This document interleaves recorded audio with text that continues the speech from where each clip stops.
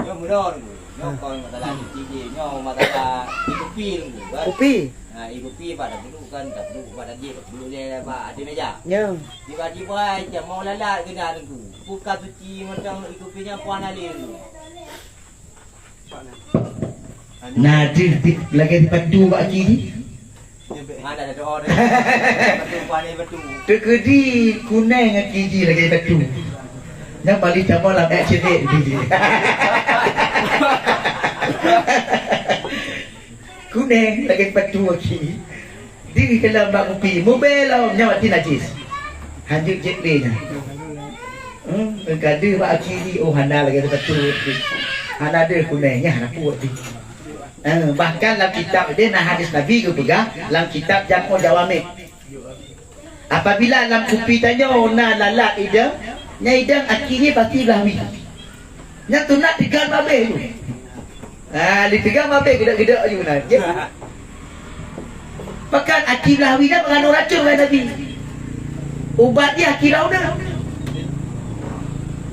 Nak bukan Nabi lagi. Apabila lamlah kopi tanya, idang lalat dan cikalan lalat pasti tinggal akil lahwi. Akil lahwi lam kopi. Yang tinggal akil lahwi lam kopi nya racun lahwi. Mati tu nak tiga launun karena nak penawar punya kamu jep lam kopinya. Punya anak kamu baik jep ni. Yang boleh pegang nya tajib beriban suci.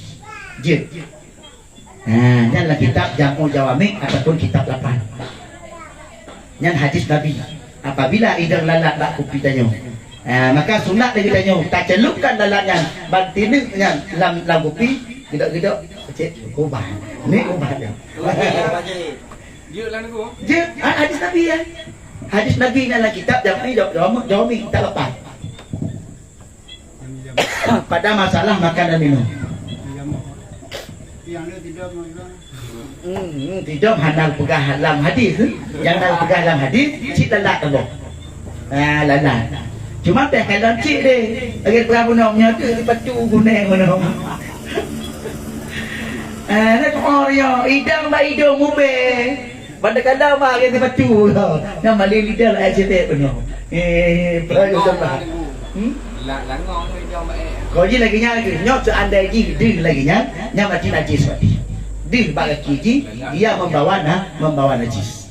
Tapi punya hana dia hana puati suci dia. Dia tunggu mu hana tu. Apabila lalat idam kopi sunat tiga babe tu gedak-gedak jet tu. Nek ubat. Pik mata kak igong telah dua Allah Taala. Jet tu alhamdulillah kata orang. Yang ubat tu. Kau lalat.